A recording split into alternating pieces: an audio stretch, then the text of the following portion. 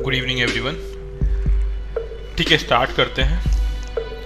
Previous class में हमने कुछ टॉपिक कर लिए थे। अब हमारा जो टॉपिक अगला है वो है पृथ्वी की उत्पत्ति कैसे हुई और इसकी क्या क्या संकल्पनाएं हैं। संकल्पनाओं से मतलब होता है कि पृथ्वी की उत्पत्ति के बारे में अलग अलग लोगों ने क्या मत दिया या फिर उन्होंने क्या तर्क दिया कि पृथ्वी की उत्पत्ति कैसे हुई होगी। तो मैं बता दूं, अलग अलग समय में अलग अलग लोगों ने अनेक मत दिए हुए हैं और अभी भी एक मत चल रहा है कि पृथ्वी की उत्पत्ति कैसे हुई होगी। लेकिन आपको ये समझना है कि ये सिर्फ मत हैं और ये टाइम के साथ चेंज हो सकते हैं। हो सकता है अभी हम जो मान रहे हो 50 साल के बाद वो चीज़ गलत निकल जाए। ऐसा हम कैसे बोल सकते हैं? क्योंकि हमसे पहले जो तर्क, मतलब अभी से पहले जो तर्क दिए गए थे वो भी समय के साथ बदलते रहे हैं। तो इसका मतलब ये है कि अभी हम जो मान रहे हैं वो अंतिम सत्य नहीं है, उसके अलावा भी कुछ और सत्य हो सकता है। जैसे कि लास्ट क्लास में हमने बात की थी कि जो नंबर्स वगैरह हैं वो चेंज होते रहते हैं, यहाँ पे इसकी परिकल्पनाएं चेंज होती रहती हैं। तो हमें पूरा बैकग्राउंड से समझना है और मैं दोबारा बोल दूँ, हमें उस हिसाब से करना है कि हमारा जो प्रीलिम्स है या फिर हमारा जो मेंस है उसमें हमारे पास जीएस की तैयारी के हिसाब से करना है। इसमें दो तरीके से होता है, एक होता है ऑप्शनल। अगर आपका ज्योग्राफी ऑप्शनल है तो अलग चीज़ है, लेकिन जीएस के अंदर हमें इतना डीप में नहीं जाना होता है, यानी हमें बेसिक चीज़ें आनी चाहिए। हालांकि वो बेसिक चीज़ें भी आना मुश्किल होता है क्योंकि यूपीएससी तो बोलता ही ये है कि हम तो बेसिक ही पूछ रहे हैं और तब भी सिलेक्शन नहीं होता है। तो कहने वाली बात यह है कि हमें उनके नाम, हाँ जी बताइए। अगर ऑप्शनल ज्योग्राफी रखा जाए तो फिर और ज़्यादा डीप में पढ़ना पड़ेगा। हाँ जी, अगर आपका ऑप्शनल ज्योग्राफी है तो आपको बहुत ज़्यादा डीप में पढ़ना पड़ेगा। बहुत ज़्यादा का मतलब ये होता है कम से कम आपको ज्योग्राफी की 3 किताबें पढ़नी पड़ेंगी। कौन सी सर? नहीं, पहले तो आप जीएस तैयार कर लो। सविंद्र सिंह आती है, ठीक है, पहले सविंद्र सिंह आप तैयार करें सबसे पहले तो, अगर आप हिंदी मीडियम से हैं, ठीक है। एटलीस्ट पहले सविंद्र सिंह, और सविंद्र सिंह के तैयार हो जाए तब बताना मेरे को, क्योंकि पहले तो क्या ना, एक बुक हमें आनी चाहिए। 2 बुक करने गए और एक भी कंप्लीट नहीं हुई ना तो मतलब नहीं है। तो सबसे पहली जो रिक्वायरमेंट, अगर आप हिंदी मीडियम से हैं तो सविंद्र सिंह बुक आती है, पहले आप वो पढ़ लें और उससे पहले एनसीईआरटी कंप्लीट कर लें अपनी 12th क्लास तक की ज्योग्राफी की, अगर आपका ज्योग्राफी ऑप्शनल है तो, मतलब भूगोल हिंदी में अगर हम बोलते हैं तो भूगोल। तो उस केस में आपको 12th तक की एनसीईआरटी तो रटी हुई होनी चाहिए, मतलब कहीं से भी कुछ भी पूछे वो आता हो आपको, और उसके बाद आपको सविंद्र सिंह आती हो। पहले तो इतना कर लीजिए। जिस दिन ये हो जाए, जिस दिन इस पर कॉन्फिडेंस आ जाए आपको, तब आप अगले वाली बुक पर मूव करिएगा, तब हम बताएंगे आपको कि अगली कौन सी बुक पढ़नी है। बट पहले हमारी ये रिक्वायरमेंट फुलफिल होनी चाहिए। ऐसे सभी के लिए है, जिनका भी जो भी ऑप्शनल है, पहले तो आप उसकी एनसीईआरटी पूरी याद कर लो समझ कर, फिर उसके बाद एक एक बुक, कोई सी भी एक बुक ले लें आप, पहले वो कंप्लीट करें तब दूसरी बुक पर मूव करिएगा। अगेन दोबारा बता दूं मैं आपको, बहुत ज़्यादा या हर कोचिंग का मटेरियल पढ़ने से कोई मतलब नहीं है। किसी भी एक कोचिंग का मटेरियल जो हम दे रहे हैं वो भी एक कोचिंग ही मानो आप, मतलब बेसिकली कोचिंग ही है, लेकिन यहाँ पे तो ये पर्सनल इनिशिएटिव है इसलिए फ्री है। अदरवाइज जो ये मटेरियल है, जो ये लेक्चर है और जो कंटेंट है वो सब कुछ पेड कराते हैं हम लोग, इसी की फीस लेते हैं। बट यहाँ पे अपना है तो इसको ऐसे मत समझिए कि बिल्कुल यही पढ़ाया जाता है क्लास में। आप कभी पढ़ेंगे तो आपको मालूम पड़ेगा कि यही टॉपिक्स हैं, यही सीक्वेंस है, ऐसे ही करा रहे हैं। तो इसीलिए आपको ये ध्यान रखना है कि पहले एनसीईआरटी कंप्लीट कर लीजिए, देन एक बुक, इतना सफिशिएंट है जीएस के लिए। फिर ऑप्शनल के लिए थोड़ा सा आपको अलग पढ़ना पड़ेगा, बस क्या ऑप्शनल सब्जेक्ट कौन सा है आपका, ठीक है। अब हम स्टार्ट करते हैं। तो पृथ्वी की उत्पत्ति के लिए, जैसे आपने रामायण और महाभारत देखी होगी, उस टाइम यही माना जा रहा है कि सबसे मेन या फिर जो दुनिया में कुछ भी है वो क्या है, दुनिया मतलब ब्रह्मांड में सिर्फ धरती ही धरती है। तो जो कि गलत बात थी, मतलब ऐसा नहीं है, बहुत सारे ग्रह हैं।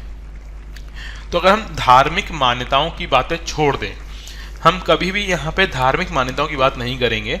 अगर हम बात करने लगे कि तार्किक अध्ययन सबसे पहले किसने किया, ठीक है, पृथ्वी की उत्पत्ति के बारे में, तो सबसे पहले 1749 में 1749 में एक फ्रांसीसी वैज्ञानिक हुए। उन्होंने पहली बार, लिखते चलिएगा, फ्रांसीसी वैज्ञानिक हुए, उन्होंने पहली बार तार्किक अध्ययन किया और तार्किक अध्ययन करने के बाद ये बताया कि पृथ्वी की उत्पत्ति कैसे हुई होगी। उनका नाम था कास्ते द बफन। कास्ते द बफन। कभी आपको लाइफ में मौका मिले फ्रांस घूमने का तो वहाँ का नेशनल आर्काइव देख के आइएगा आप लोग, तो आपको बहुत सारी चीज़ें ऐसी मालूम पड़ेंगी, बहुत सारे फिलोसफर्स ऐसे मालूम पड़ेंगे जिन्होंने उस टाइम अर्थ के बारे में, यूनिवर्स के बारे में बहुत कुछ बोला। देखो अब ये टाइम बहुत पहले का है, 1749 का टाइम है, जब ढंग से दुनिया का नक्शा भी नहीं था लोगों के पास। तब इन्होंने किसके बारे में बताया? पृथ्वी की उत्पत्ति के बारे में। और हम इनको पढ़ क्यों रहे हैं? क्योंकि इन्होंने तर्कपूर्ण बातें करी, ठीक है, तर्कपूर्ण परिकल्पना दी है इन्होंने, तर्कपूर्ण यानी लॉजिक के साथ। तो कोई पूछता है सबसे पहले तर्कपूर्ण परिकल्पना देने वाला इंसान कौन है? तो वो है कास्ते द बफन। अब जो परिकल्पनाएं दी गई, ठीक है, अब उसमें कई सारे आयाम हम देखेंगे उसमें। अब इसमें देखो बस इनका इतना ही हो गया। अब वर्तमान समय की अगर हम बात करते हैं तो किस तरीके से उत्पत्ति हुई है, लोग क्या बोलते हैं, तो इसकी हम कुछ परिकल्पनाएं पढ़ेंगे। तो जो वैज्ञानिक लोग हैं, हाँ, अब इन्होंने क्या दी थी वो आपको ऑप्शनल के लिए तैयार करना है, जिनका ऑप्शनल है वो, बाकी जीएस में इसकी रिक्वायरमेंट नहीं है। अब देखो जो वैज्ञानिक लोगों ने परिकल्पनाएं दी, जो वैज्ञानिक परिकल्पनाएं हैं, उन परिकल्पनाओं को हम लोग दो भागों में बांटते हैं। अब वो दो भाग कौन कौन से हैं? पहला हम मानते हैं अद्वैतवादी संकल्पना। अब देखना यहाँ पे हिंदी अच्छी अच्छी आएगी, तब आपको पहली बार फील होगा कि यार इतनी तो हिंदी हमको भी नहीं आती है। इसीलिए यूपीएससी के अंदर मुद्दा थोड़ा फंस जाता है कि इतनी हिंदी आती नहीं है। अद्वैतवादी, कितने लोगों को मालूम है इसका मीनिंग क्या होता है? हाँ जी, इसका मीनिंग कितने लोगों को मालूम है कोई? ठीक है, कल लिख लो अद्वैतवादी संकल्पना। इंग्लिश में भी लिख लेना, थोड़ा आइडिया रहेगा। वैसे इंग्लिश देख के शायद आप लोग समझ जाओगे। Monistic concept. मोनिस्टिक कॉन्सेप्ट इसका मतलब ये है, हम ये मान के, मतलब कुछ लोग ऐसा मानते हैं कि पृथ्वी की उत्पत्ति एक ही ग्रह से हुई है या फिर एक ही तारे से हुई है ना। कैमरा ऑफ रखिएगा आप लोग, बस सुने इस परिकल्पना। हाँ, एक तारक संकल्पना, वेरी गुड, समीर ने बिल्कुल सही आंसर दिया। ठीक है, इसका मतलब ये था कि जितने भी, अद्वैतवादी का मतलब क्या हुआ? जितने भी ग्रह, लेकिन ध्यान रखना उस समय तक दुनिया में किसी को ये मालूम ही नहीं था कि हम तो एक छोटे से ग्रह पर रह रहे हैं, एक सोलर सिस्टम के चारों तरफ दुनिया में और भी बहुत सारे ग्रह हैं। ठीक है, तो इस संकल्पना को क्या बोलते हैं? एक तारक सिद्धांत। क्या बोलेंगे इसको? एक तारक परिकल्पना बोल लीजिए। एक तारक परिकल्पना का मतलब क्या हुआ कि दुनिया किससे बनी हुई है? एक तारे से बनी हुई है। अब इस एक तारक संकल्पना को भी अलग अलग तरीके से समझाया गया। अब यहाँ पे देखिए, इस अद्वैतवादी संकल्पना के अंदर दो लोग हैं, इन्होंने क्या क्या बताया। ठीक है, तो इसमें लिख लो पहले, अद्वैतवादी संकल्पना पर कांट, एक दार्शनिक, और हम बोल सकते हैं कि जिन्होंने बताया कि कैसे उत्पत्ति हुई होगी ब्रह्मांड की, कांट और लाप्लास की संकल्पना हमको याद रखनी है। लाप्लास, अगर आपने मैथ पढ़ा होगा तो एक लाप्लास का सूत्र आता है 10वीं क्लास के अंदर, नाम लिखा रहता है, तो वही लाप्लास है। तो इन दोनों की संकल्पनाओं को हम यहाँ पे पढ़ेंगे कि इन्होंने क्या क्या बताया। तो पहला लिखो, सबसे पहले कांट की संकल्पना, ए नंबर डालिए। कांट इंसान का नाम है, ठीक है, ये ध्यान रखिएगा। कांट की वायव्य, वायव्य राशि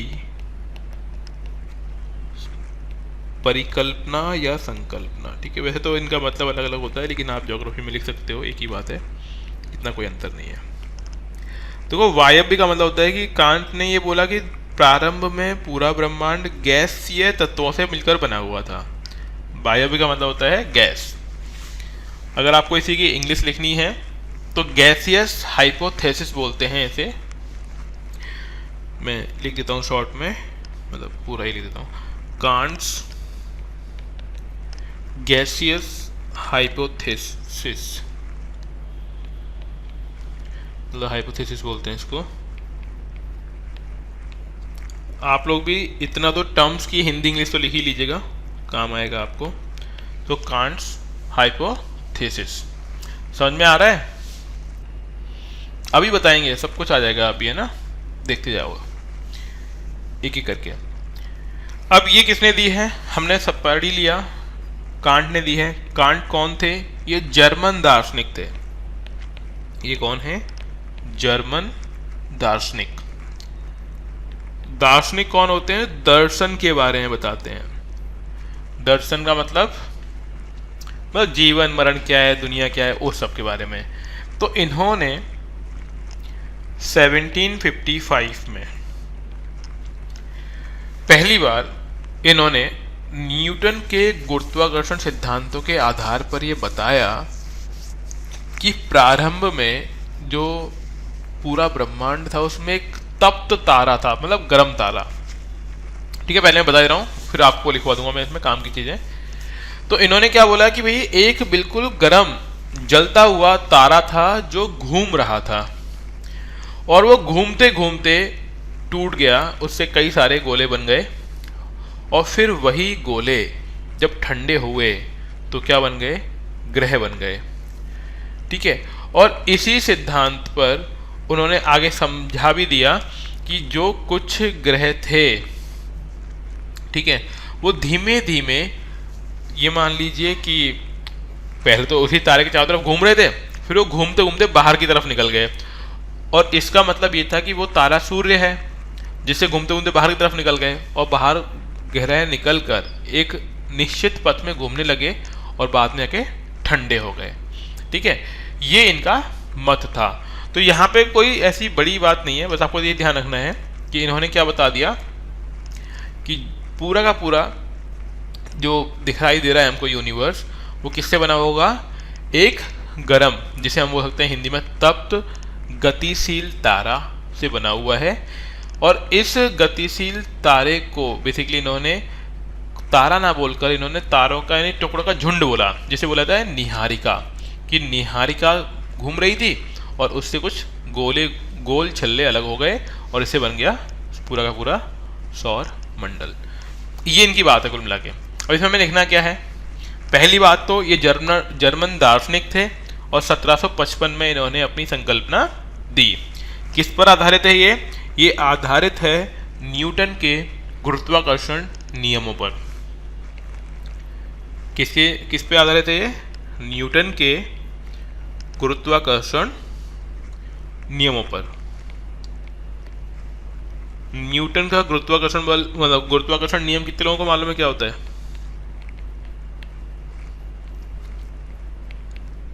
ना? कि हर चीज नीचे ही आएगी, हर किसी चीज को दूसरी चीज खींचती है, उसे बोलते हैं न्यूटन का गुरुत्वाकर्षण नियम। ठीक है ना? इसके नियमों पर आधारित थी और इसे हम क्या बोलते हैं? वायव्य राशि संकल्पना। तो वो ऊपर हमने दिया ही हुआ है। अब इसमें होगा क्या? संकल्पना में है क्या? एक तप्त गतिशील निहारिका, तप्त गतिशील निहारिका को इंग्लिश में नेबुला बोलते हैं। जिन लोगों को हिंदी का थोड़ा आइडिया ना हो तो उनके लिए मैं कुछ टर्म्स की इंग्लिश लिख दे रहा हूँ। निहारिका मतलब नेबुला। ठीक है, तो एक तप्त गतिशील नेबुला यानी निहारिका होगी। ठीक है, और इस निहारिका से होगा ये कई गोले।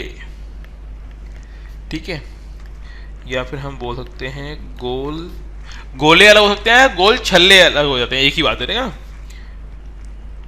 गोल छल्ले अलग हुए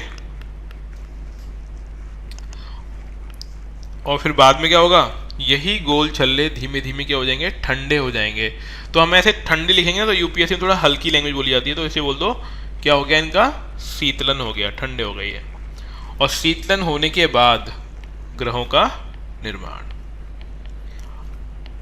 ग्रहों का निर्माण। मैं एरो एरो लगा के इसलिए लिखता हूं आपके लिए कि आपको कीवर्ड्स याद रहें, और कीवर्ड्स को जोड़ते हुए स्टेटमेंट तो आप बना ही लोगे ना, सेंटेंस। मतलब ये आपको सही लगता है तो बताओ, नहीं तो फिर वो हम स्टेटमेंट मतलब लंबी लंबी लाइनें भी लिख सकते हैं। मेरा मानना ये है कि ऐसे लिखने पर है ना हमें मालूम पड़ता है कि क्या क्या लिखना है। जब पूरी पूरी लाइनें लिखी होती है ना तो हम उसमें भूल जाते हैं कि याद करने वाली चीज़ क्या थी। तो ये आपके लिए ठीक है या नहीं, ये बता दो पहले तो।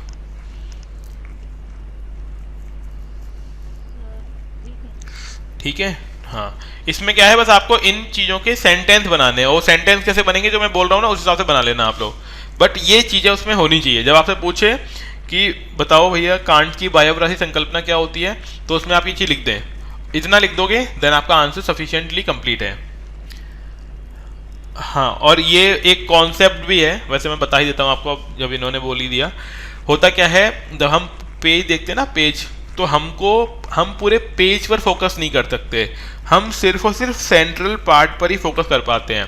यानी हमारी जो समझने और देखने की एक बार में जो देखने की कैपेसिटी होती है ना, वो लगभग 7 to 8 सेंटीमीटर ही होती है। अगर हम पेज के बीच में लिखें और ऐसे लिखें तो हमें ज़्यादा बेटर याद रहेगा। और अगर आपको कभी नोट्स भी बनाने हो तो कभी भी पूरी पूरी लाइनें लिखकर नोट्स मत बनाइएगा, कुछ भी याद नहीं होगा। अगर आपको नोट्स बनाने हैं ऐसे बनाइए। इसी को माइंड मैप बोलते हैं, इसी को फ्लो चार्ट बोल सकते हो आप लोग, और यही सबसे बेस्ट तरीका है आपको चीज़ें याद रखने का। इसलिए हमसे ऐसे फॉलो करो, और इसको पढ़ना भी आसान है। अगर आपको कभी रिवाइज भी करना है ना, आप फटाफट देख के समझ जाओगे कि यार ये याद रखना, ये याद रखना, ये करना है, बस खत्म। फिर सेंटेंस लिख दो, क्योंकि वैसे भी यूपीएससी रट कर नहीं पास होती है, समझ कर पास होगी। तो सेंटेंस तो वैसे भी आप अपने वहाँ पर अलग ही बनाओगे। ठीक है, तो ये हमें ध्यान रखना है। क्लियर हो गया। अब इसमें ग्रहों का निर्माण हो गया, लेकिन ये जो ग्रहों का निर्माण होगा, ठीक है, वो कोणीय संवेग के नियम के आधार पर है। वो आपको थ्योरी में मिल जाएगा, आप समझ जाओगे, है ना। लेकिन ध्यान क्या रखना है, ये फेल क्यों हो गया, ये वाला नियम फेल क्यों हो गया, क्योंकि हमें फेलियर ही बताना है। फेल क्यों हुआ, क्योंकि इसमें जो नियम बताए गए थे वो गणित के गलत नियमों के आधार पर इन्होंने अपना संकल्पना दी थी। अब इसमें गलत नियम क्या है, इन्होंने बोला गोल छल्ले अलग हो गए। अगर वो गोल छल्ले अलग हो जाए तो अलग होकर निकल जाएंगे ना, वो तो अभी भी घूम ही रहे हैं एक ही डायरेक्शन में, तो ऐसा क्यों हो रहा है ना। इसका जवाब ये दे नहीं पाए। तो कोई भी नियम फेल क्यों हो गया, कि जब नॉलेज बढ़ी और लोगों ने क्वेश्चन पूछना स्टार्ट किया तो ये उनका आंसर नहीं दे पाए, तो उसको फेल माना गया। ठीक है, तो फेलियर में ब्रैकेट में लिख रहा हूँ कि फेल क्यों हो गया, या फिर देखो फेल हो रहा है तभी तो हम नया अपना रहे हैं, तो फेलियर होने का कारण क्या था, तो वो लिखिए। तो ध्यान रखिएगा, यह सिद्धांत गणित के गलत नियमों पर या फिर गणित के गलत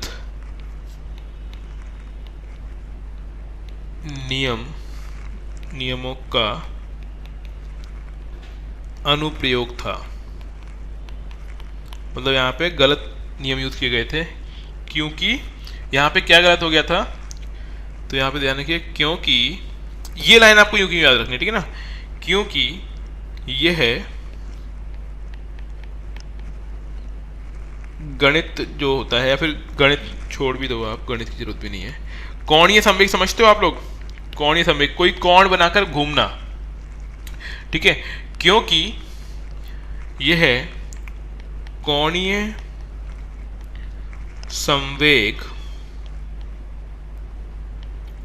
संवेग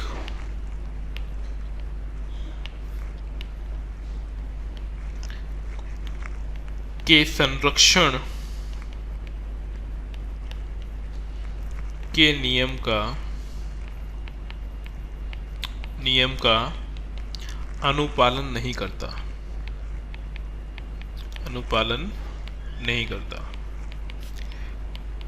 कोणीय संवेग संरक्षण आप लोग समझेंगे कि कोई चीज़ अगर किसी एंगल बनाकर छोड़ दी जाती है, मतलब किसी एंगल को कोई चीज़ फेंकी जाती है तो वो जाके अंतिम में रुक जाएगी जाके कहीं ना कहीं जाके, तो ये उसका पालन ही नहीं कर रहा है ना। तो जो उन्होंने बोला था ना कि वो गुरुत्वाकर्षण बल है, गुरुत्वाकर्षण में तो क्या होगा, एक टाइम में वो खींच ही लेगा ना अपनी तरफ। गुरुत्वाकर्षण जो नियम की बात की जाती है, जैसे हम लोग पत्थर उछालते हैं तो वो धरती पे आके गिरता है ना, इसे बोलते हैं गुरुत्वाकर्षण। अगर ये बोल रहे हैं कि गुरुत्वाकर्षण बल की वजह से घूम रहा है तो कहीं ना कहीं किसी न किसी से जाके टकरा जाएगा वो, जबकि ऐसा तो हो नहीं रहा। इसका मतलब ये नियम जो है वो गलत है। ठीक है, बात समझ में आ गई। अब अगला देखो, कांट जी फेल हो गए, अगला इंसान आया लाप्लास। ठीक है, तो अगला लिखो लाप्लास की निहारिका परिकल्पना।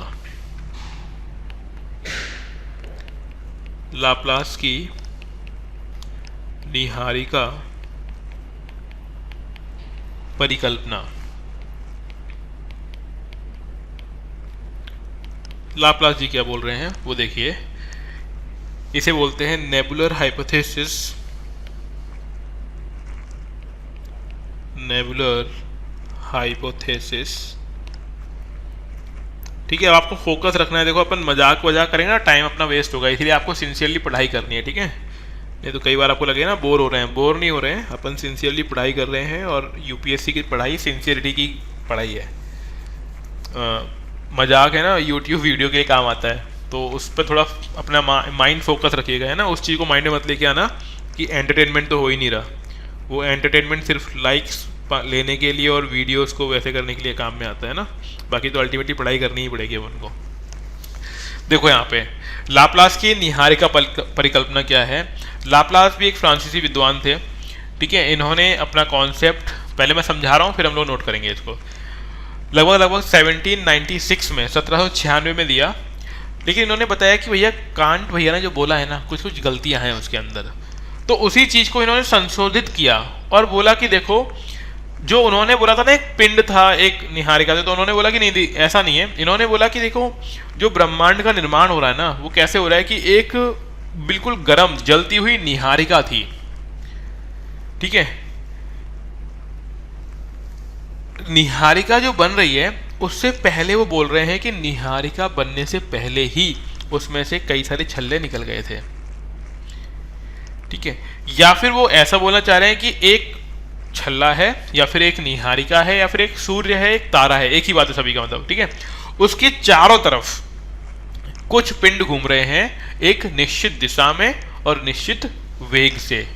ठीक है, और यही घूमते हुए पिंड जब ठंडे हो गए तो ये ग्रह बन गए और वो लगातार उस बीच वाले तारे के या फिर उस बीच वाले निहारिका के चारों तरफ घूमते रहे और इस तरह से विभिन्न ग्रहों का निर्माण हुआ। अब होगा क्या, जो ग्रह बने उनमें से कुछ ना कुछ घूमते हुए कुछ ना कुछ पिंड टूट गए होंगे और वही पिंड उस ग्रह के चारों तरफ घूमने लग गए और उससे उपग्रह बन गए। ठीक है, इन सब चीज़ों को इन्होंने समझा दिया कि ऐसे ग्रह बने और ऐसे उपग्रह बने।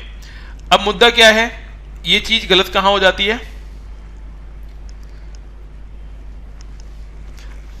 अब इसमें गलत ये हो गई, जैसे मैं आपको डायग्राम समझाता हूँ, वो ये बोल रहे हैं कि कोई एक बीच में एक मतलब मान लो निहारिका है, तारा है, जो भी है। ठीक है, इसमें से कुछ छल्ले अलग हुए, वो भी घूम रहे हैं। ठीक है, अब ये मान लो इस तरह से घूम रहे हैं क्लॉकवाइज घड़ी की दिशा में, तो सभी ग्रह ऐसे ही घूमने चाहिए थे। लेकिन हुआ क्या, जब हमने अध्ययन किया तो हमें मालूम पड़ा कि भैया कुछ ग्रह तो क्लॉकवाइज घूमते ही नहीं है, क्योंकि ये ग्रह भी घूम रहे हैं ना आपस में, तो ये ग्रह भी उसी दिशा में घूमने चाहिए थे क्लॉकवाइज। लेकिन ये में इन ग्रहों में दो ग्रह जो हमने देखे हैं, कौन कौन से, शनि और बृहस्पति, इनके तो उपग्रह अलग तरीके से घूमते हैं। अब ऐसा कैसे संभव है कि एक ही तरफ घूमते हुए कुछ ग्रह निकले, कुछ उपग्रह निकले और वो अलग अलग दिशा में घूमने लग गए? ये तो बात गलत है।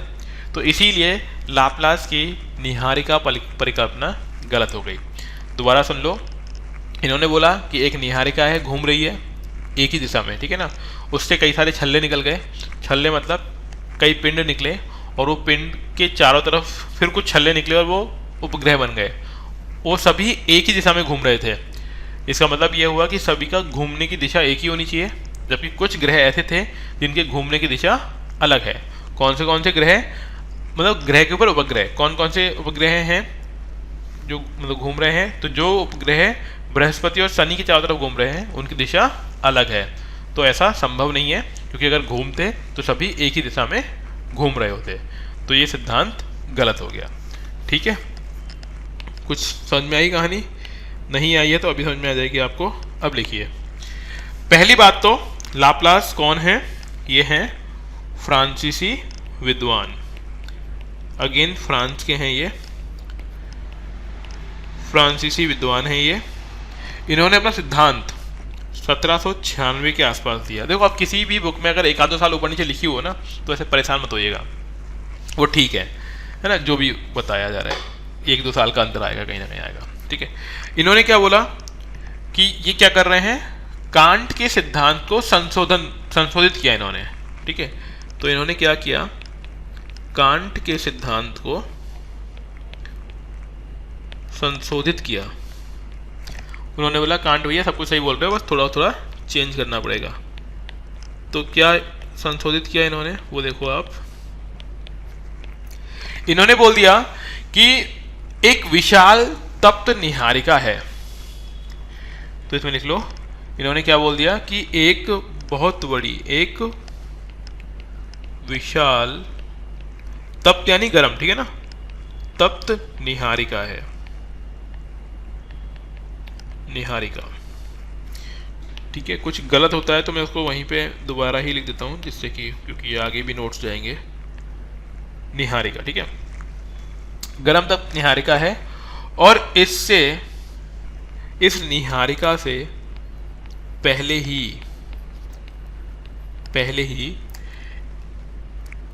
ठीक है, एक छल्ला निकला, है ना, पहले एक छल्ला निकला और वो छल्ला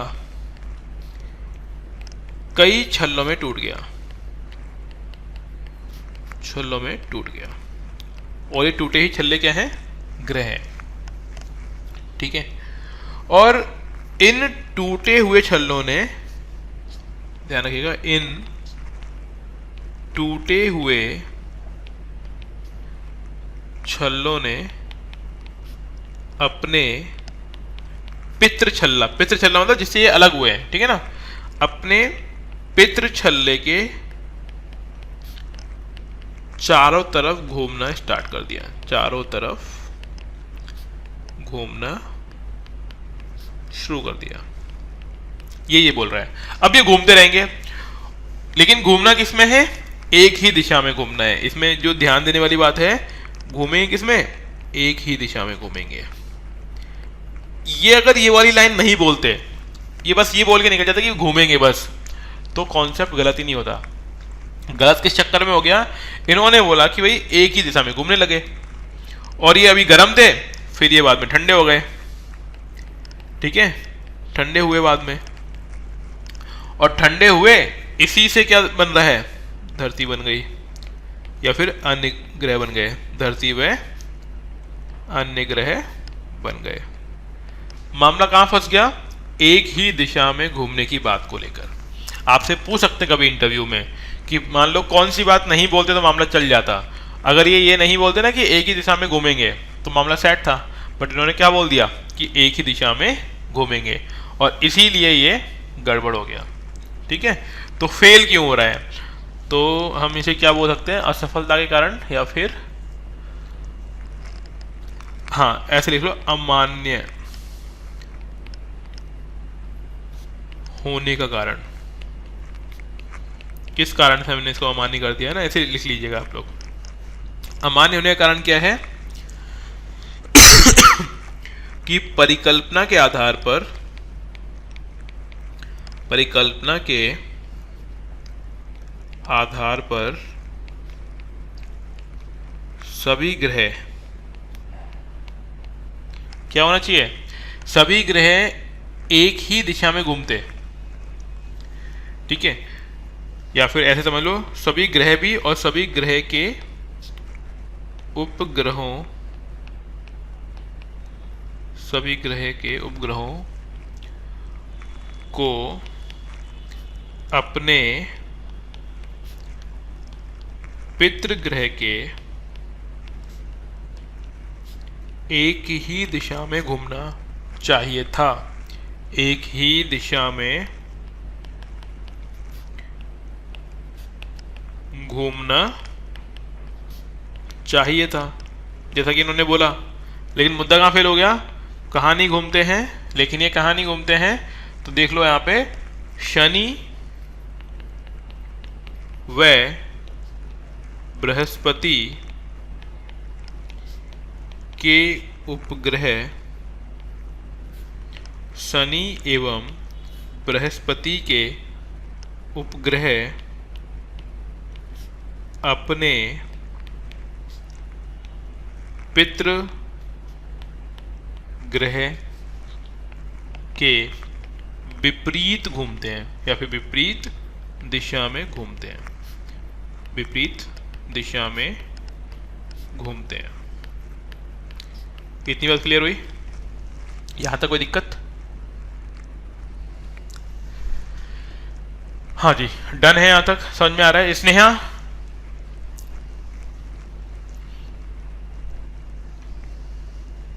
अरे स्नेहा हो कि नहीं हो?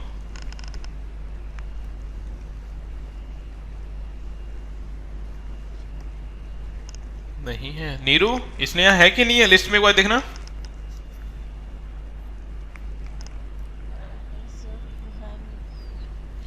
अच्छा, ये आजकल अपसेंट बहुत रह रही है। ठीक है, तो ये तो हो गया हमारा। दो ही पढ़ने हमें। दो लोगों ने संकल्पनाएं दी एक ग्रह वाली, जिसे हमने बोला अद्वैत, मतलब अद्वैतवादी। अगर हमने अद्वैतवादी समझा है तो फिर क्या होगा? अगला द्वैतवादी भी होगा। द्वैतवादी मतलब जिसमें दो ग्रहों की बात, मतलब दो तारों की बात की जा रही होगी, तो उसे बोला गया है द्वैतवादी संकल्पना। तो अगला हेडिंग डालिए, द्वैतवादी संकल्पना। अब देखो द्वैतवादी में क्या होगा? अभी तक तो हम ये बात कर रहे थे कि भैया एक ही तारा है, एक ही निहारिका है। हाँ, ड्यूलिस्टिक कॉन्सेप्ट बोलते हैं इसको। ड्यूल यानी दो, ठीक है? तो ड्यूलिस्टिक कॉन्सेप्ट।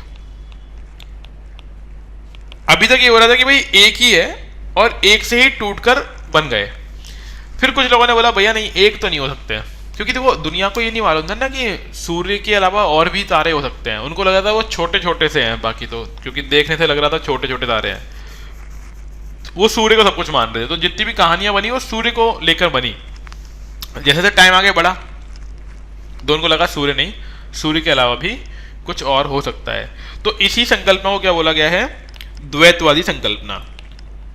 तो द्वैतवादी का मतलब ही होता है, लिख लो, द्वैतवादी का मतलब ये है कि जो दुनिया बनी है उसे ये बना हुआ है दो तारों से, है ना? ये सही नहीं है, बस ध्यान रखना कि इन लोगों का मतलब क्या था। दो तारों से रचना, कि जो भी कुछ बनना है वो दो तारों से बन गए, ठीक है?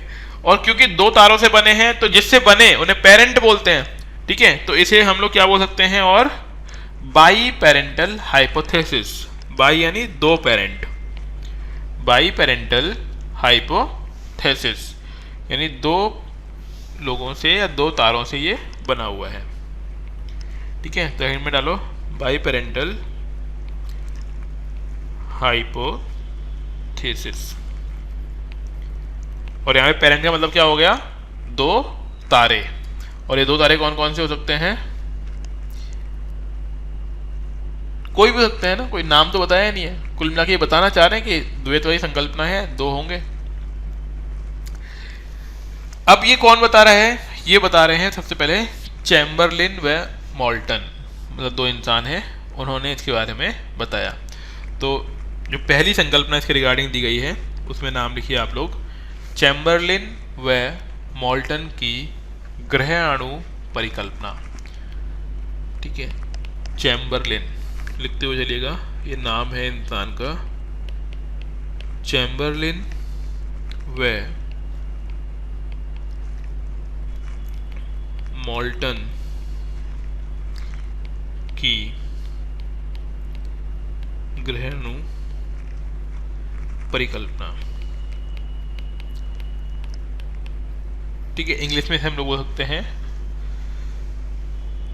प्रेनिस्टिमल हाइपोथेसिस, ठीक है, कि किस तरीके से जो प्लैनेटल बॉडीज होती हैं, प्लैनेट होते हैं, ग्रह होते हैं, वो कैसे बने होंगे। तो सबसे पहली बात तो ये कैसी है, द्वैतवादी संकल्पना। ये संकल्पना कैसी है, द्वैतवादी। द्वैतवादी का मतलब ये है कि इसमें दो तारे होंगे, ठीक है। अब प्रतिपादन किन्होंने किया हुआ है, तो नाम से मालूम पड़ रहा है चैम्बरलिन व मोल्टन। कब, टाइमिंग क्या है, लगभग 1905 के आसपास। तो आप देख रहे हो कि देखो, अब ऐसे सोचो आप कि 1755 से लेके 1900 तक कौन सी बात मानी जा रही होगी, है ना। जो पहले कांट जी ने बोला, ठीक है, लाप्लास ने बोला, वो बात मानी जा रही होगी, क्योंकि बीच में तो कोई और है नहीं। अगर कोई है भी तो उसकी बात मानी गई होगी, यानी लगभग 150 साल 200 साल तक वो संकल्पना चलती रही। उसके बाद 1905 में आके चैम्बरलिन और मोल्टन ने समझाया कि नहीं भैया, एक तारा तो नहीं है, कितने हैं, दो हैं, ठीक है। इन्होंने बोला कि भाई जो निर्माण हो रहा है ना, कि गैस से नहीं हो रहा है।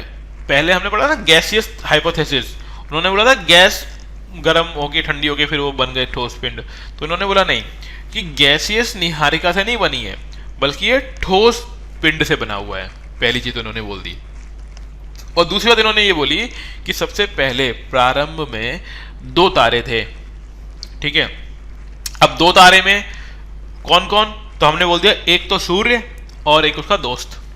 तो सूर्य एवं उसका साथी तारा, ऐसे बोल सकते हैं हम लोग कि दो तारे थे, ठीक है। सूर्य था और दूसरा उसके साथी तारा था। और ये जो तारे हैं वो बहुत बड़े बड़े हैं, और जितना बड़ा पिंड होता है उतना ही उसका आकर्षण बल होता है। आप लोगों को मालूम होगा कि जितना बड़ा पिंड उतना ही ज्यादा उसका आकर्षण बल। तो जब ये तारे घूमते हुए, और घूम रहे हैं, रुके हुए नहीं है, ठीक है ना, ये तारे जब, ये जो दूसरा तारा था, जो दोस्त तारा है उसका, जब वो सूर्य के पास आया तो सूर्य ने क्या किया, अपने गुरुत्वाकर्षण बल से, ठीक है, उस तारे को तोड़ लिया, या फिर उस तारे के कुछ पिंडों को अपनी तरफ खींच लिया। और ऐसे पिंड असंख्य हैं, ठीक है। और ऐसे मानो कि ऐसा ही नहीं है कि सिर्फ उसी तारे का टूटा, सूर्य के भी कुछ चीजें आकर्षण बल, क्योंकि उसके भी कुछ आकर्षण बल होगा, तो कुछ सूर्य का टूटा और कुछ उस तारे का टूटा। जो वो पिंड बने वो चक्कर लगाने लग गए, ठीक है, क्योंकि वो दोनों ही तारे थे, वो घूम रहे थे। और इस तरीके से संरचना हुई ब्रह्मांड की, या फिर हमारे जो भी सोलर सिस्टम है उसकी हो गई। और इसने ये भी बता दिया कि देखो, जब आकर्षण बल था ना, ऐसे मान लो कि ये गोला है ना, ये टूट के अलग हुआ, तो उसने बोला आकर्षण बल की वजह से कहीं पे जहां पे ज्यादा खींच लिया, वहां पे क्या बन गए, माउंटेन, क्या बन गए, पहाड़ बन गए। इसने ये भी समझा दिया कि जिस जगह से मान लो गुरुत्वाकर्षण बल से बहुत सारा एक्स्ट्रा लैंडमास किसी ने छीन लिया, मतलब धरातल, तो वहां पे क्या बन गए, महासागर बन गए। आप देख लो कहानी कितनी सार गर्भित बताई उसने, कि कहीं तो आकर्षण बल लगा बट पूरा अलग नहीं कर पाया, तो पहाड़ बन गए।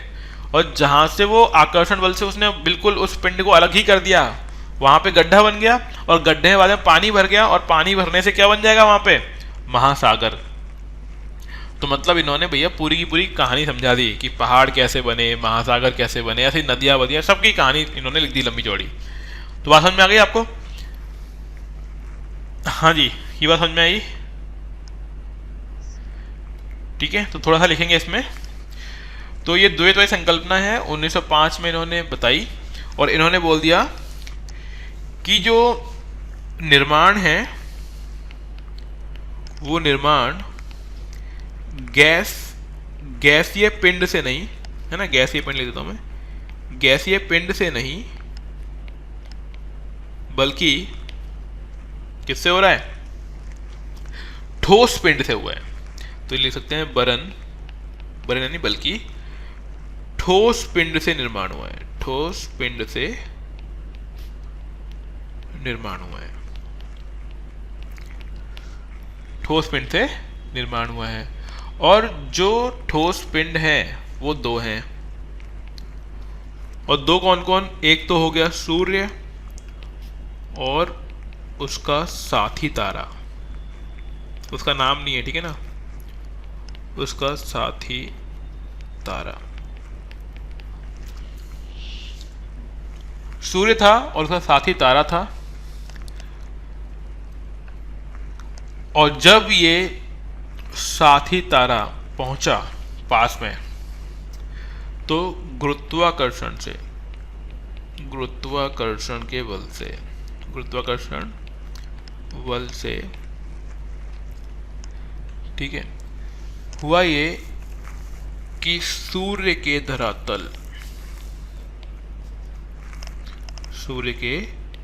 धरातल से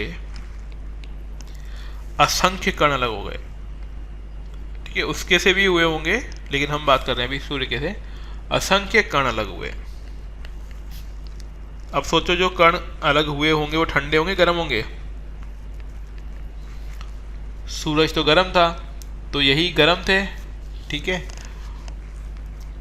और इन असंख्य कणों से ही क्या हुआ, ग्रहों का निर्माण हो गया, ग्रहों का निर्माण।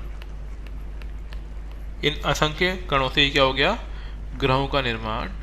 और इसी चीज से इस ग्रहों के निर्माण हुआ, तथा इन्होंने महाद्वीप, महासागर, ठीक है, पर्वत, उन सब की व्याख्या कर दी, उन सब की भी व्याख्या कर दी। इन्होंने समझा दिया जहाँ से गुरुत्वाकर्षण ज़्यादा हुआ वहाँ पे अगर कण अलग हो गया, वो पिंड अलग हो गया तो महासागर बन गया, कहीं पे अलग नहीं हो पाया, उभर गया तो मतलब माउंटेन, पहाड़ बन गया। उस तरीके से इन्होंने पूरा का पूरा समझा दिया। क्लियर?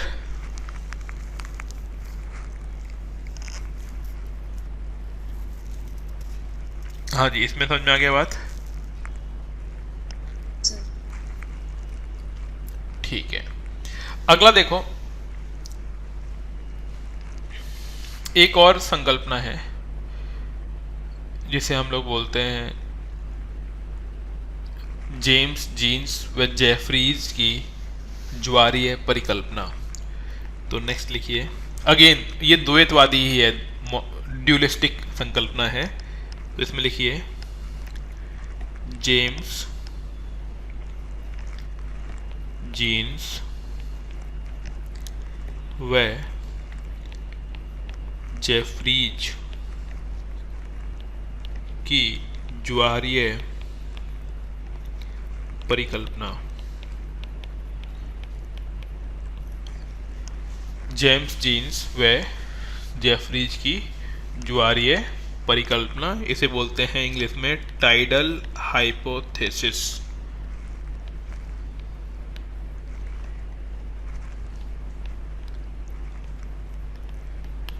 ज्वारीय मतलब टाइड्स, सॉरी। अब देखो ये संकल्पना में है क्या, बेसिकली हम ये समझेंगे कि संकल्पना में हो क्या रहा है। इसमें ये बोल दिया गया कि पहले मैं समझा देता हूं कि एक तो है तारा,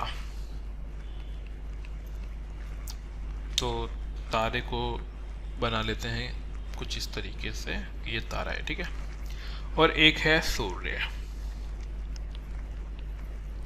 इसमें बोल रहे हैं कि तारा तो अपने रास्ते घूम रहा था, मतलब जैसे भी ये घूम ही रहा होगा, है ना, इस तरीके से चक्कर लगा रहा था। जब ये तारा घूमते घूमते, जैसे हम लोग जानते हैं कि जो जितने भी ग्रह हैं वो चक्कर लगा रहे हैं, वो क्या है, वलयकार है, वलय है, यानी गोल नहीं है बिल्कुल, कहीं पे दूर कहीं पे पास होते हैं। तो जब ये तारा सूर्य के पास आ गया, घूमते घूमते सूर्य के पास में ये तारा आ गया,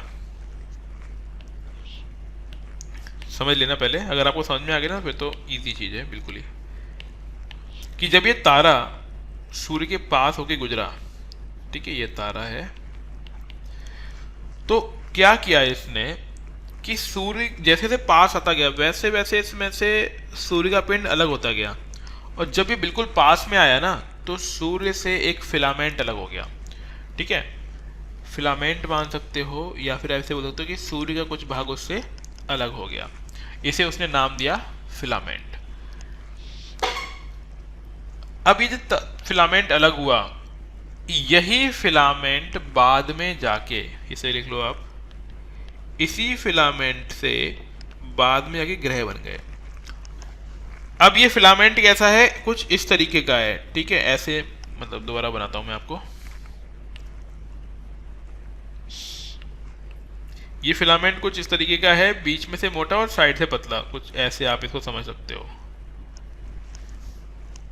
नीचे बनाया मैंने, वो देखिएगा आप। और इसी फिलामेंट के आधार पर उन्होंने समझा दिया कि जो बीच वाला ग्रह होगा वो सबसे बड़ा होगा, और साइड में जो ग्रह होंगे वो छोटे होते हुए चले जाएंगे। ठीक है, ये किसने बोला था? जेम्स जीन्स व जेफरीज ने। तो इनके आधार पर बीच में पाए जाने वाला ग्रह सबसे बड़ा होना चाहिए, और बीच में कौन सा ग्रह मिल रहा था अपन को? बृहस्पति। अब इन्होंने ये बात तो बोल दी, लेकिन क्या है, ये पूरी तरीके से सत्य नहीं है। ये सीक्वेंस का फॉलो करते ही नहीं है। ये बात बिल्कुल सही है कि बृहस्पति सबसे बड़ा ग्रह है, लेकिन ये सीक्वेंस पूरी तरीके से फॉलो नहीं होता है। सीक्वेंस फॉलो होने का मतलब ये है कि बड़े ग्रह, मतलब छोटे ग्रह के बाद बड़ा ग्रह आ रहा है। दोबारा सुन लीजिए, छोटे ग्रह के बाद आगे क्या आ रहा है? बड़ा ग्रह आ रहा है, और इसीलिए ये कॉन्सेप्ट फेल हो गया। दूसरी बात ये भी है, फेल होने का कारण ये भी है कि भैया जो तारा आया था ना, वो कहाँ चला गया और दोबारा कब आएगा? और अगर दोबारा आएगा तो फिर टुकड़े कर देगा सूर्य के, तो फिर ऐसे कितने सौरमंडल बन जाएंगे? तो ये दो बातें कौन नहीं बता पाए? जेम्स जीन्स व जेफरी ये बता ही नहीं पाए कि ये तारा कहाँ से आया था, कहाँ चला गया, और अगर दोबारा आएगा तो क्या दोबारा से सूर्य के टुकड़े कर देगा? ये दोबारा फिलामेंट निकलेगा क्या? इन बातों को ये एक्सप्लेन नहीं कर पाए, और इसीलिए ये सिद्धांत थोड़ा कम माना जाने लग गया। ठीक है, लेकिन तब भी ये आधुनिक संकल्पनाओं में से एक है ना। काफी लोग इसे मानते भी हैं, बट थोड़ी थोड़ी इसमें समस्याएं भी हैं। बात समझ में आ गई? कितना क्लियर है?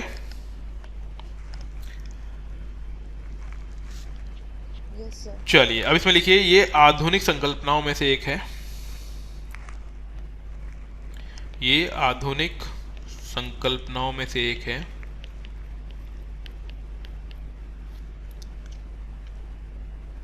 कहाँ कर दिया एक? ये आधुनिक संकल्पनाओं में से एक है। मतलब इसका मतलब ये भी है कि और भी संकल्पनाएं आएंगी।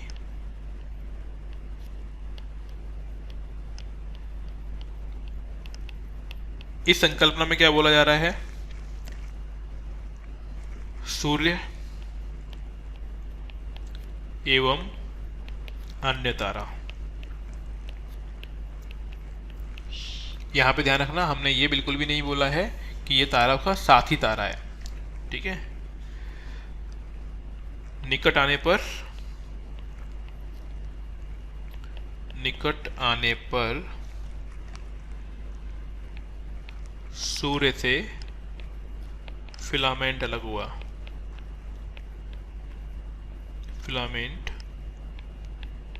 अलग हुआ, और इसके अलग होने पर ये फिलामेंट अन्य ग्रहों में परिवर्तित हो गया। अन्य ग्रहों में परिवर्तित हो गया, और इसके अनुसार क्या होना चाहिए? बीच में पाए जाने वाला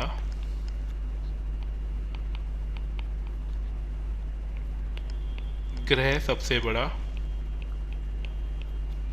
व छोर की तरफ ग्रहों का आकार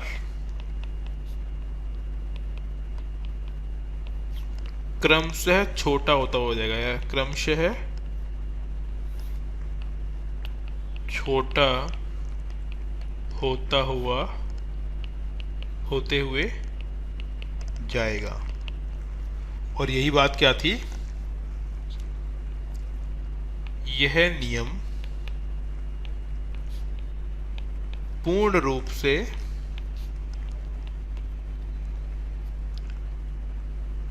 पालन नहीं होता है। ठीक है, आप बात समझ गए कि ये नियम अगर पूरी तरह से पालन हो जाता तो ये सिद्धांत बिल्कुल सही था। आप लिख भी लीजिएगा, ठीक है, ये इसकी थ्योरी है, आपको समझ में आ जाएगा, इस तरीके से लिख लो।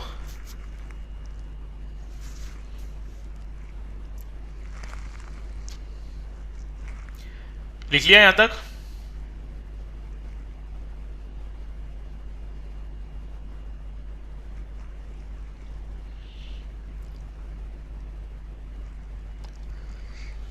हाँ जी, क्लियर है?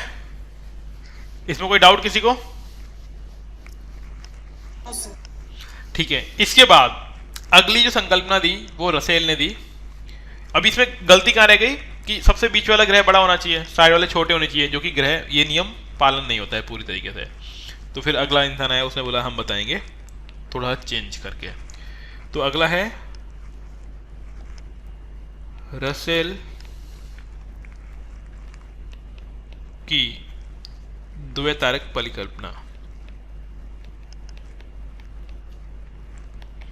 पहली बार जो लोग सुन रहे होंगे उन लोगों को काफी हैवी लगेगा। Hello sir. हाँ जी सर, ये द्वैतवादी का ही पार्ट है ना? हाँ हाँ बिल्कुल। जी ठीक है।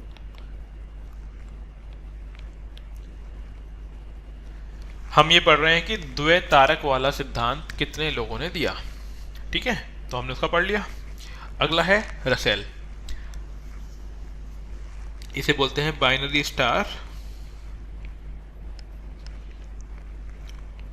Star hypothesis. देखो इसमें क्या हो रहा है, ये थोड़ा एक कदम आगे निकल गए। अब देखो, अब दोबारा पूरी हम लोग कहानी नहीं लिखेंगे, मैं बोल दूंगा, उसी को आप समझ लीजिएगा। पहली बात तो ये क्या है, इसने जेम्स जीन्स और जो जेफरीज ने संकल्पना दी थी ना, उसी में संशोधन किया। ठीक है सॉरी, जो जेम्स जीन्स ने बोला था, ठीक है, या फिर सोच लो कि जीन्स व जेफरीज ने जो दिया था उसमें थोड़ा चेंज कर दिया इसने। जेफरीज ने जो बोला था ना, उसमें थोड़ा परिवर्तन कर दिया इन्होंने। परिवर्तन क्या किया इन्होंने? बोला कि उसने क्या बोला था, एक सूर्य एक तारा, इसने बोला नहीं, इसने बोला एक तो सूर्य है, ठीक है, डायग्राम देखिएगा, एक सूर्य है और एक तारा है,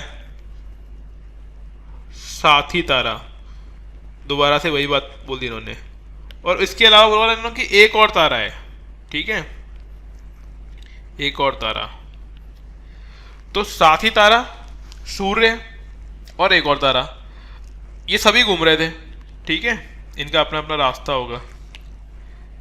तो ये बोलते हैं कि इस बार सूर्य से कोई टुकड़ा अलग नहीं हुआ। किससे अलग हुआ? साथी तारे से फिलामेंट अलग हुआ। किससे अलग होगा? फिलामेंट साथी तारे से। ये बोल रहा है सूर्य तो यूं का यूं है कि सूर्य से तो कुछ अलग ही नहीं हुआ। बात समझ में आ गई? और ये क्योंकि ये सूर्य साथी तारा था ना, घूम रहा था लगातार एक कक्ष में, इसीलिए बाकी ग्रह सूर्य के चारों तरफ एक कक्ष में घूमते हैं। बात समझ में आ गई?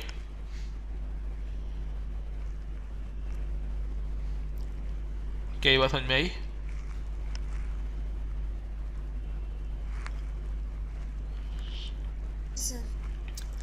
अब लेकिन मुद्दा ये था कि फिर वही बात है कि ये दो तारे कहाँ से आए थे, कहाँ चले गए, भविष्य में दोबारा फिर आएंगे कि नहीं आएंगे, और फिर इतना समय हो गया, कभी तो आते कभी तो मिलते अपन लोगों को कि ये तारे कौन से तारे थे।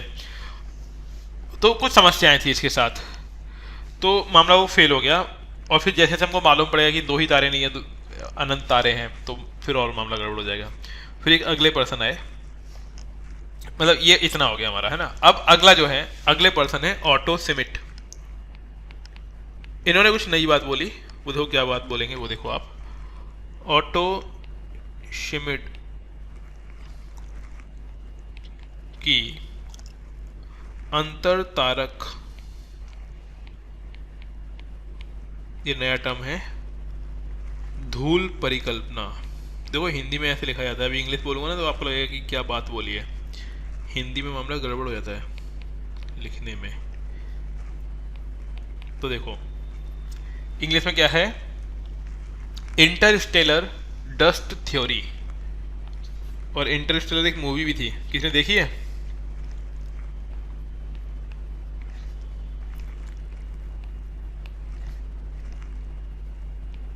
इंग्लिश में है, देखिएगा, दिमाग पर लोड आएगा, एक बार में समझ में नहीं आएगी,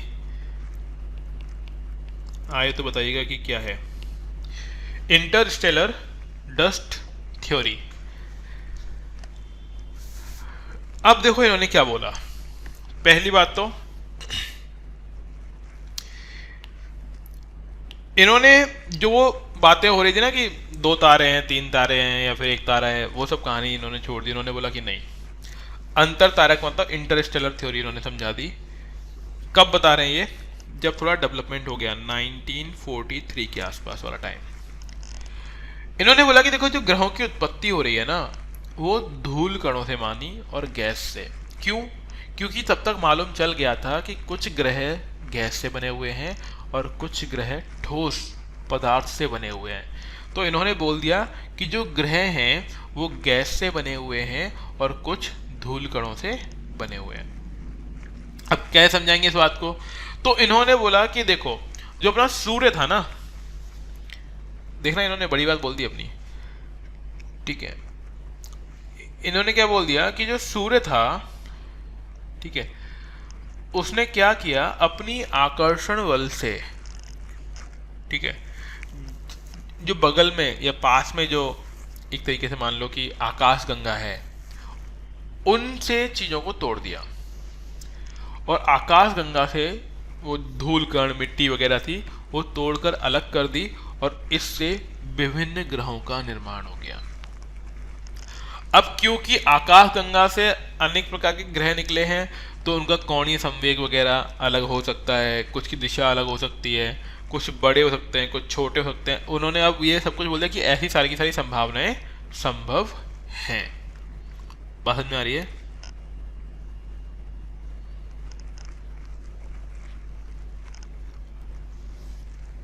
कुछ समझ में आई कहानी?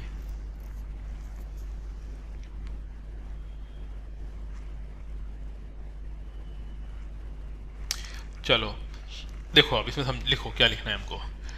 अब इसमें क्या मान रहे हैं? इसमें मान ये रहे हैं कि सूर्य आकाश गंगा के पास से गुजरा, आकाश गंगा के पास से गुजरा,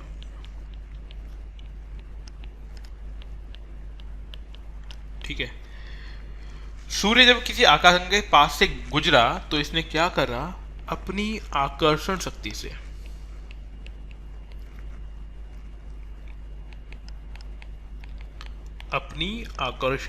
से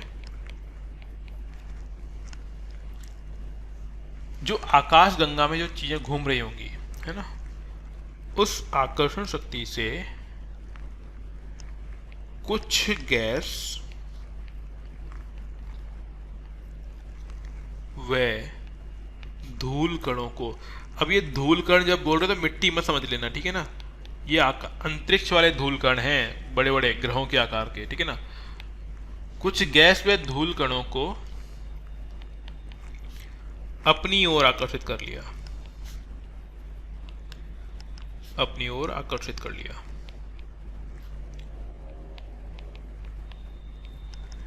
अब जब ये इसकी ओर आकर्षित हो गए तो क्या करेंगे?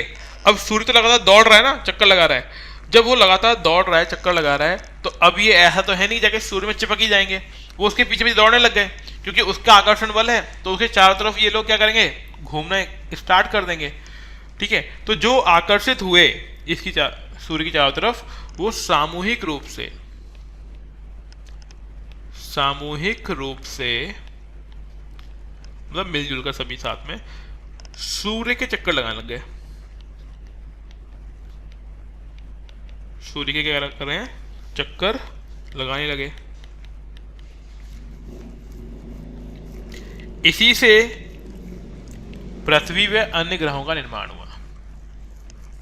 ठीक है, अब ये धूल कण है वो संगठित हो जाएंगे।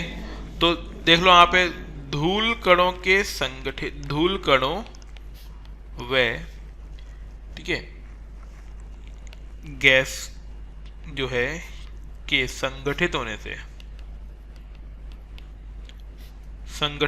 से पृथ्वी व अन्य ग्रहों का निर्माण हुआ। पृथ्वी व अन्य ग्रहों का निर्माण हो गया भैया। ठीक है, अब यहां पे देखो काफी कुछ सही हो गया। क्या क्या समझा दिया इन्होंने ये भी बता दिया कि अलग अलग ग्रह किस प्रकार से बन रहे हैं। तो कुछ धूल कणों से बने होंगे, कुछ गैस से बने हुए होंगे, तो वो बात भी सही निकल गई। ठीक है, आकार क्यों अलग अलग है तो वो भी संभव है, क्योंकि भाई आकाशगंगा से चीजों को लिया है, तो कुछ बड़ा पिंड आ गया होगा, कुछ छोटे पिंड आ गए होंगे। इन्होंने कोई सीक्वेंस की बात भी नहीं करी। ठीक है, अब आकाशगंगा से पिंड लिए हैं तो हो सकता है दिशा भी गलत हो गई हो, वो भी सब कुछ ठीक है। पर मुद्दा ये रहा कि ये नहीं बता पाए कि जब सामने वाला पिंड सूर्य से ज्यादा बड़ा है तो सूर्य ने कैसे आकर्षित कर लिया। जबकि तरीका तो ये होता है ना, जिसका आकार बड़ा उसका गुरुत्वाकर्षण बड़ा। तो जिस अधिक गुरुत्वाकर्षण वाले बल वाले पिंड से सूर्य गैस व धूल कणों को कैसे अपनी ओर आकर्षित कर पाया। मतलब ये तो कुछ ऐसा है कि तुम पहलवान वाले आदमी से उसका घर मकान छीन लाओ, तो ये कैसे संभव हुआ। क्योंकि गुरुत्वाकर्षण का तो बहुत सिंपल सा सिद्धांत है कि जितना पिंड बड़ा उसका आकर्षण उतना ही बड़ा होगा।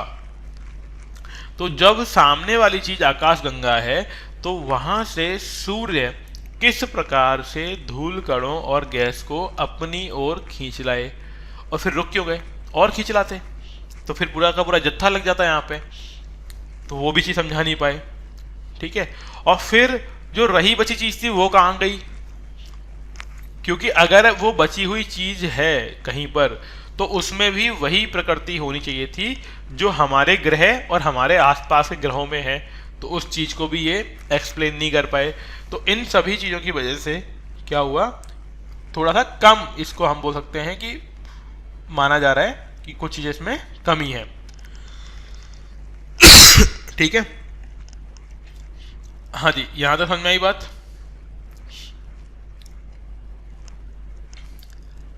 तो ये हमारी चीज थी द्वैतार्क सिद्धांत। अब देखो यहां पर ही लोग रुके नहीं, इसके आगे भी और सिद्धांत दिए जाएंगे। वो कैसे हैं वो देखिए। नेक्स्ट अगला है, एक होयल व लिटन नाम से एक पर्सन है, उसने अभिनव तारा परिकल्पना दी। तो लिखिए अगला नेक्स्ट।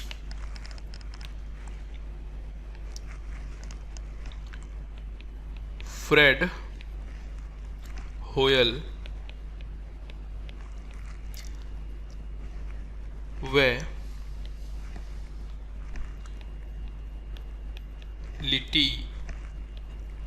लिटन।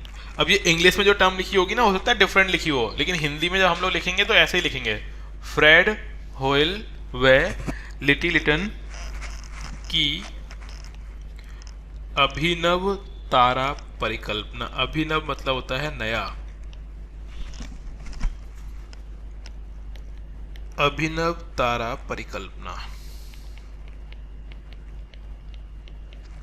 ठीक है, इसमें देखो आप क्या बोलना चाह रहे हैं और कब के टाइम में ये संकल्पना दी गई। अब ऐसा तो है नहीं कि इन्होंने पब्लिकली लोगों से बोला हो कि अब हम बताते हैं नई बात। ये लोग क्या करते थे, अपनी अपनी बुक लिख रहे हैं, कुछ पेपर्स पीएचडी वगैरह कर रहे हैं, तो उसमें ये लोग अपना अपना कॉन्सेप्ट लिख कर दिया करते थे कि हम ये मानते हैं, ऐसा हो सकता है। ठीक है, तो इन्होंने एक बुक लिखी, ये ध्यान रखिएगा, इन्होंने एक बुक लिखी, इसका नाम था nature of the universe. Book का नाम क्या है, नेचर ऑफ द यूनिवर्स। इस बुक में 1939 अप्रोक्सीमेटली, ठीक है ना, अगर 1-2 साल का अंतर हो तो मतलब बुरा मत मानिएगा। इन्होंने इसमें 1939 में बताया कि देखो जो जेम्स जीन्स की परिकल्पना है उसमें थोड़ा सा चेंज करने की रिक्वायरमेंट है। इन्होंने क्या बोला कि देखो जो ग्रह हैं वो दो नहीं है बल्कि तीन तार, मतलब जो तारे हैं वो दो नहीं है, तीन तारों की भूमिका रही होगी, है ना, जैसे अभी हमने बात की थी उससे पहले, है ना, कि तीन तारों की हो सकता है सहयोग या भूमिका रही हो। और इसमें ये बोलते हैं कि ग्रहों का निर्माण जो है ना तो सूर्य से हुआ है और ना ही साथी तारे से हुआ है। वो ये बोल रहे हैं कि जो ग्रहों का निर्माण हो रहा है वो फिलामेंट जो निकला है ना वो बात गलत है। इन्होंने बोला कि जो पास में दूसरा तारा था ना वो फूट गया और वो जो फूटा उससे ग्रहों का निर्माण हुआ। दोबारा सुनिएगा क्या बोलना चाह रहे हैं ये, कि इसमें सूर्य है और साथी तारा है, और जो साथी तारा है उससे फिलामेंट नहीं निकला, वो पूरा का पूरा तारा ही टूट गया। तो इसका डायग्राम समझ लीजिए कि ये सूर्य है एक तरफ और ये है तारा दूसरा वाला। अभी आपकी स्क्रीन पर आ जाएगा। थैंक्स। ममता जी क्या हुआ, जा रहे हो? थैंक्स तो एंड में बोलते हैं, अभी तो चल रहा है। जान नहीं सर, आप पहले कमेंट पढ़ो एक बार। अच्छा वो एक्चुअली क्या ना लिखते हैं ना तो पढ़ नहीं पाते इसलिए दैट्स व्हाई, तो मैं एक बार देख लेता मैंने आपसे कुछ क्वेश्चन पूछा था तो वो किसी और ने जवाब दिया, मैं उनको थैंक्स बोल रही। अच्छा अच्छा अच्छा, एक्चुअली क्या ना लिखते हुए ना पढ़ना पॉसिबल नहीं पता है। फिलामेंट क्या होता है? अच्छा जी, कोई नहीं सर, कोई दिक्कत नहीं है ना, ठीक है। बाकी आपसी वार्तालाप ना करें और चैट है ना, चैट की बजाय पूछ ही लो, क्योंकि अब ऐसा सोचो लिखना भी फिर सामने पढ़ना भी थोड़ा डिफिकल्ट हो जाता है, तो इसीलिए मैं बोल ही दिया करो आप बस जस्ट, नहीं तो हम एंड में रुका करेंगे, है ना, जो भी जिसको भी कोई डाउट पूछना है वो एंड में रुक जाए, वो पूछ कर जाए अपना अपना क्वेश्चन, क्योंकि फिर वही बीच बीच में मैं चैट पढ़ूंगा उसको तो फिर डाइवर्ट होंगे। ठीक है, अब देखो यहाँ पे तो हाँ ठीक है, कोई दिक्कत। अब देखो यहाँ पे, तो यहाँ पे क्या बोल रहे हैं कि सूर्य है और साथी तारा है। वो ये बोल रहे हैं कि ये साथी तारा है ना वो फूट गया, तो यानी सूर्य सूर्य ही रहा और जो साथी तारा था ना वो फूट गया। तो जो फूटे हुए तारों को बोलते हैं नोवा विस्फोट। वो तारा जो था फूट गया और क्योंकि पास में क्या है, सूर्य है, तो ये फूटने के बाद है ना सूर्य के चक्कर लगाने लगेगा। ये जो फूटेगा वो सूर्य का चक्कर लगाना शुरू कर देगा तारा, और इसी चीज से ग्रहों का निर्माण हो जाएगा। इसी चीज से जो फूट के अब इसके चारों तरफ घूमेंगे बहुत सारे पिंड, क्योंकि पूरा तारा टूटा है और तारा टूटा है तो बहुत सारा मटेरियल निकला होगा, और यही जो मटेरियल है आगे जाके क्या होगा, बीच में तो सूर्य हो जाएगा और सूर्य के अलावा विभिन्न ग्रह इसमें बन जाएंगे और ये इसके चारों तरफ चक्कर लगाना शुरू कर देंगे। ये किसने बोल दिया, किसने बोला ये वाली बात?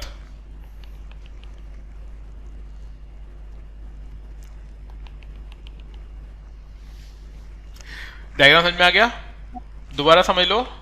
फ्रेड होयल और लिटिल लिटन ने ये बताया कि इसमें होगा ये कि सूर्य के पास में जो तारा था वो फूटा, है ना, डायग्राम में समझ गए होंगे आप लोग।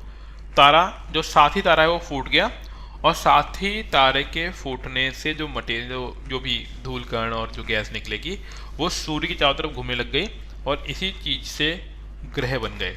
ठीक है, और जो अब ये ग्रह बन गए हैं तो इनका भी अपना गुरुत्वाकर्षण बल होगा, तो इसने जो अपने गुरुत्वाकर्षण बल को अपने आसपास की मटेरियल को जोड़ लिया, उससे क्या बन जाएंगे, उपग्रह बन जाएंगे। उससे क्या बन जाएंगे, उपग्रह। तो इस तरीके से इन्हें ग्रहों और उपग्रहों दोनों के बारे में बता दिया कि जो ग्रह है, ग्रह के चारों तरफ, ठीक है ना, ऐसे मान लेना ग्रहों के चारों तरफ भी कुछ पिंड होंगे वो घूमने लगेंगे, तो उससे क्या बन जाएगा, उपग्रह। तो उसको मैंने डॉट डॉट से दिखा दिया आपको ग्रहों के चारों तरफ बना के। तो ग्रह बीच वाला है, ठीक है ना, ये ध्यान रखिएगा, और उसके चारों तरफ जो घूम रहे हैं वो उपग्रह होगा इसके।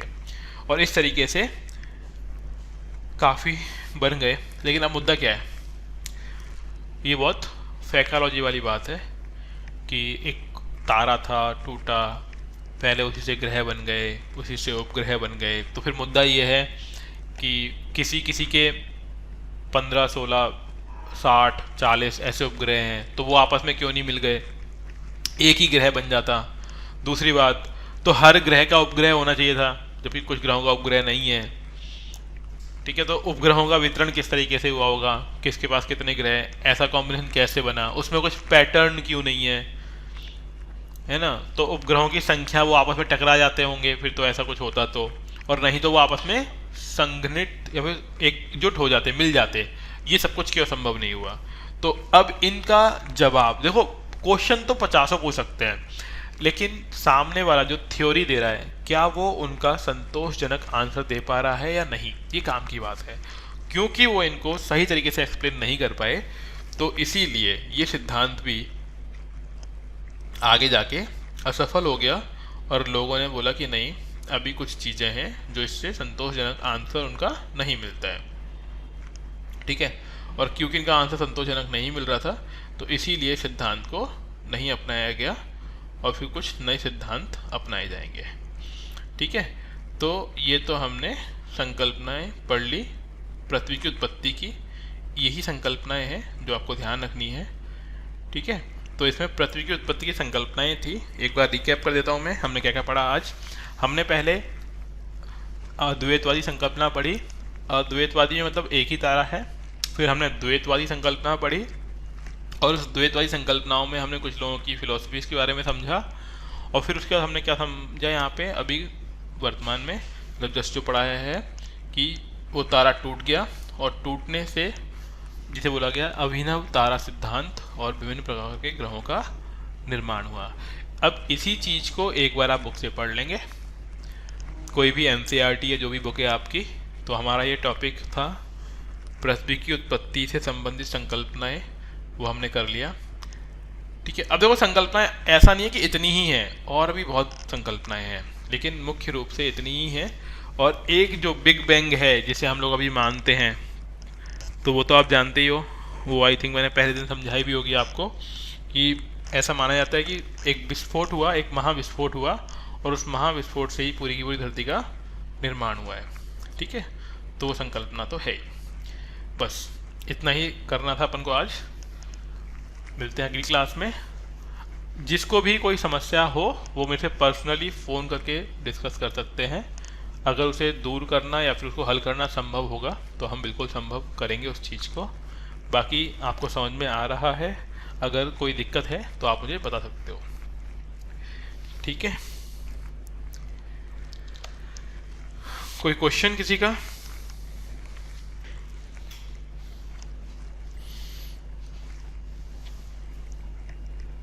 इसमें आपकी मतलब किस चीज़ में राय? अच्छा, इसमें ग्रहों के निर्माण में? अरे नहीं भैया, अपन इतने बड़े विद्वान नहीं है जो अपने इस बारे में कोई राय दें। ठीक है और ये इसमें राय नहीं रखनी है, इसमें तो बस दूसरों की बुक्स पढ़ो, जो लोग बोलते जाएं अपनी राय वही बना लो।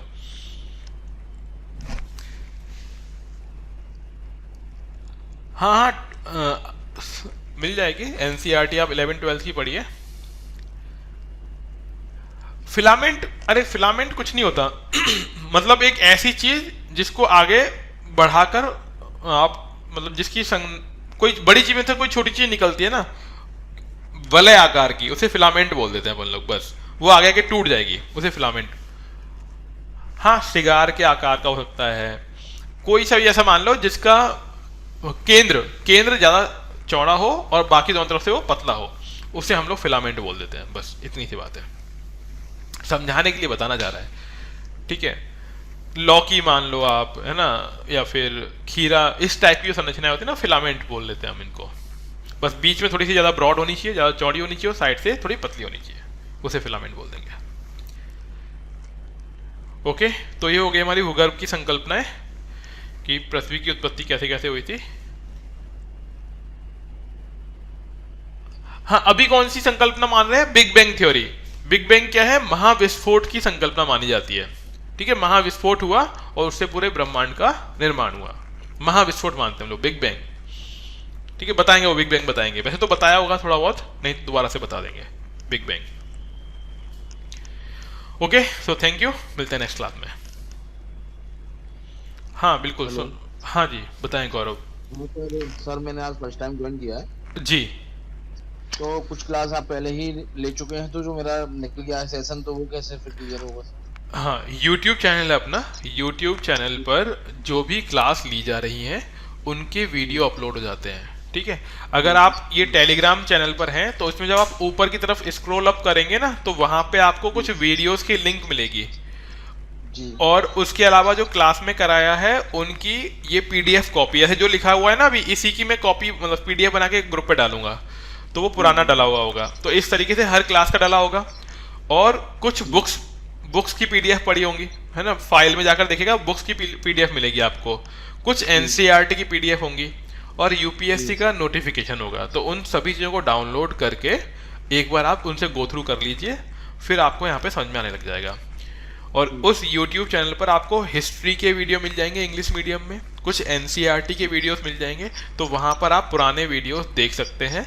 और कई एनसीईआरटी बुक्स एनसीईआरटी से ही पढ़ाई गई हैं, और उसमें मैंने हाईलाइट भी किया है, और एनसीईआरटी में जो हाईलाइट किया गया है उसको याद कर लीजिएगा, उससे बाहर क्वेश्चन नहीं आएगा।